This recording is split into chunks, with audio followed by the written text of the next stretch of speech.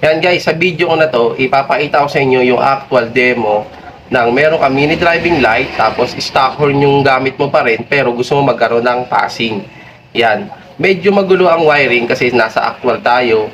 Pero kaya ko sa inyo pinakita kahapon yung schematic diagram niya na wiring para dun yung mas makitang malinaw at klaro yung pagkakakonekta ng mga wiring.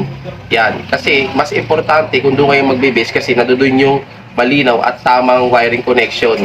Sa papakita ko lang kasi ngayon sa inyo yung actual para malaman nyo kung gumagana siya ng actual. Yan guys, eto na siya ngayon. Yan, sa harapan nyo, may kita nyo syempre yung supply natin, battery. Tapos, yan. Ito yung busina. Ito yung mini driving light. Ito yung switch natin. Nakikita nyo, pansin nyo yung dalawang relay na ginamit natin. Tapos itong switch, act as ano to, yung ignition switch to. Na pag on ko na ito, syempre magbubukas na yung mini driving light. Tapos, etong switch na to, ito, acts as an busina to. Pag pinindot ko, ito yung magbubusina. Yan, papakita ko sa inyo kung paano na siya gumana. Yan, ito na. Ngayon, syempre, ang simula niyan, ito, on muna natin tong ilaw. Yan. Yan, naka-on na siya. Syempre, pag binuksan natin yung switch ng mini driving, iilaw yan. Yan. Patay. Iilaw yan. Yan, patay.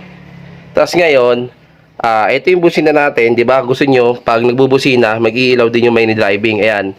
Tetesting na natin. Pag press natin itong button na to, ito yung kunyari yung pinaka-horn switch ng motor natin. Yan, pag testing natin ito, dapat bumusina at mag-ilaw din para malaman natin kung gumagana.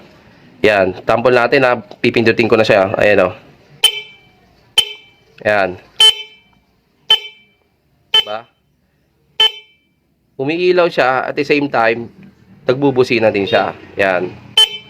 Kaya ako yung ginawa guys, yung dalawang relay kasi hindi mo kasi pwedeng i-direct yung output ng busina doon sa output ng ilaw kasi mahina yung buga niya. Hindi siya ganyan kalakas ang ilaw, hindi siya ganyan kalakas ang tunog. Kaya gumamit pa rin tayo ng isang relay para yung pinaka-supply natin manggaling sa battery sa mga motor natin.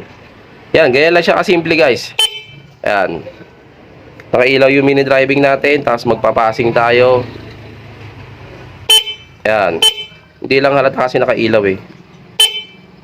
Yan. Ganoon lang kasimple guys. Madaling-madali lang yan.